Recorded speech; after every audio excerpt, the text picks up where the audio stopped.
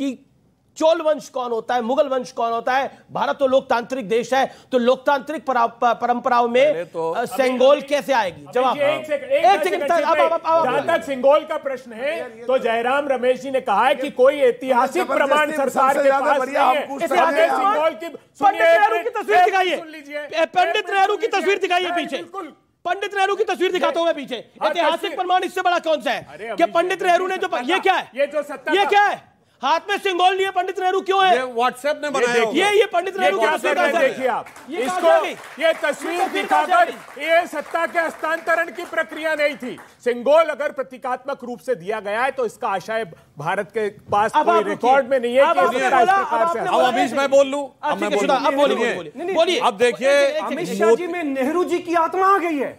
नेहरू जी इतने पुण्य हो गए।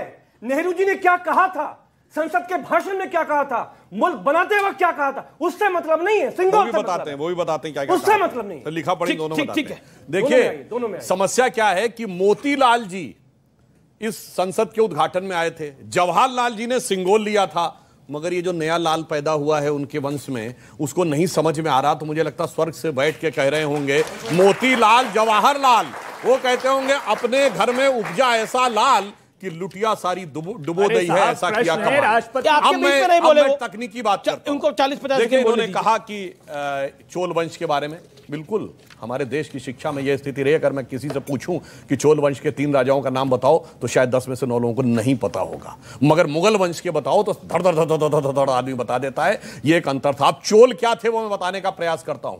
अगर हमारी उस जमाने की नेवी थी, सोचिए इंडोनेशिया से लेकर कंबोडिया, जावा, सुमात्रा तक जो प्रभाव दिखता है चोल साम्राज्य का, और बहुत स्ट्रक्चर दिखाए जाते हैं जो इसीलिए कहा जाता है ये भारत के प्रतीक थे। मान्यवर जाके देखिए, चोल राजाओं के द्वारा बनाया गया तंजावुर का बृहदेश्वर मंदिर बगैर नींव के बना हुआ मंदिर है, और उस मंदिर की खासियत यह है कि उसके ऊपर 80 टन का पत्थर रखा है। आज तक कोई ऐसी टेक्नोलॉजी नहीं जो 80 टन को उतने ऊपर पहुंचा दे। और चोल साम्राज्य वो है जहां विश्व के इतिहास में पहली बार वोटिंग के द्वारा इलेक्ट होने का उदाहरण है। वहां पर 30 लोगों की एक कमेटी बनती थी गांव सभा को संचालन करने के लिए। 6 कमेटियां 5-5 लोगों की होती थी, और उन्हें जैसे आज मतदान किया जाता वैसे सेलेक्ट होते थे। इसलिए प्रधानमंत्री जी ने ऐसे ही नहीं कहा we are the mother democracy. और चोल में जानते क्या है, नटराज की जो मूर्ति आपने तमाम जगह देखी होगी, डांसिंग करते हुए नटराज की वो मूर्ति, और वो कहां लगी है? यूरोप की सन लेबोरेटरी में, जहां अभी तक की 21वीं सदी की सबसे बड़ी खोज हुई है गॉड पार्टिकल, जिसका असली नाम है हिग्स बोसॉन। और उसके नीचे ऑस्ट्रिया के साइंटिस्ट फिट्जेफ कोपरा का लिखा हुआ है कि सन लेबोरेटरी में क्यों लगी है। उन्होंने कहा because now science has come to the conclusion that the perpetual creation and destruction of universe is like a cosmic dance of Shiva। यह है चोल साम्राज्य का प्रभाव। तो चोल सृजन, तुलना संभल के करिए, चोल सृजन के लिए जाने गए, मुगल विध्वंस के लिए। मगर अफसोस इस दिल्ली की सड़कों के ऊपर मुगलों के नाम की दर्जनों सड़कें, मतलब एक नहीं तो 5-6 सड़कें, मगर चोल का नाम तक नहीं पता। शपथ नहीं लेंगे। ओके, लाल किला से शपथ नहीं लेंगे, ऐलान कर दीजिए आज की डेट में आप। लाल किला किसका है? चोल वंश से आपने ये भी सीखा। लाल किले से शपथ होती नहीं है। सुन लीजिए, शपथ नहीं होती। एक मिनट अभिभाषण देंगे आप। 15 अगस्त 26 जनवरी में नहीं जाएंगे, बोल दीजिए आप। हम ये पूछ रहे हैं कि चोल वंश से आपने सीखा था कि माननीय आजम खान साहब को आप जेल भेजेंगे, आपका डीएम आपका, सुनिए आप चोल वंश में आजम खान कहां से आ गए भैया? अरे जमहूरियत की बात हुई ना, लोकतंत्र की बात हुई ना, तो लोकतंत्र की बात सुन तो लीजिए ना। इनका लोकतंत्र, जब चोल वंश होता था कोई आजम खान नहीं होते थे। सुनिए ना महाराज, ये कह रहे हैं ना कि सब कुछ वहीं से सीखा है, मोदी जी ने वहीं से सीखा है। तो आपने यही सीखा था कि मेंबरशिप उनकी चली गई, बीजेपी का आदमी एमएलए बन गया, कोर्ट ने बाइज्जत बरी आजम खान साहब को किया है।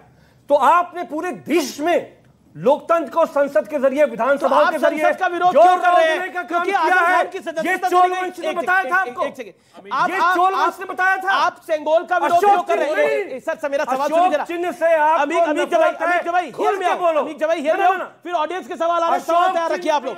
अमीक जवाई तो आप इसलिए विरोध कर रहे हैं सेंगोल का क्योंकि आजम खान की सदस्यता चली। नहीं, अशोक चिन्ह को कमतर करना। अशोक चिन्ह वही है। नहीं, माननीय अमित शाह जी ने कहा है, अच्छा चलिए, कि सदन के अंदर 1 मिनट इसका सिंबल लगेगा।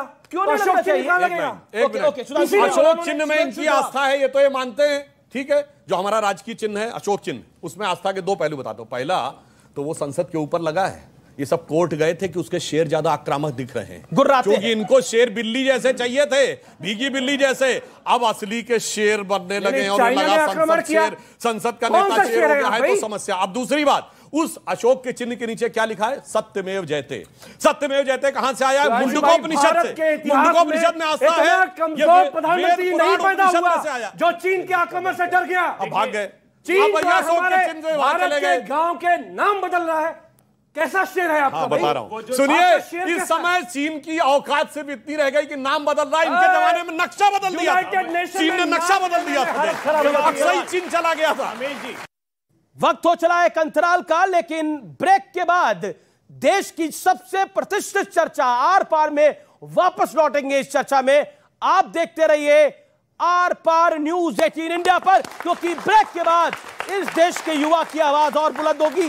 वो सवाल पूछेगा नेताओं के साथ। आप देखते रहिए आर पार। ये नाम पढ़िए भाई, किसका लिखा हुआ है? आपकी ये तस्वीर आ रही है, किसका नाम लिखा हुआ है? इधर आइए, इधर आइए। सोनिया गांधी जी। और नीचे किसका नाम है? नीचे श्री राहुल गांधी जी। और उसके पीछे किसका नाम है? भूपेश बघेल, मुख्यमंत्री। अब आप मुझे बताइए, सोनिया गांधी और राहुल गांधी नवीन विधानसभा भवन छत्तीसगढ़ का भूमि पूजन कर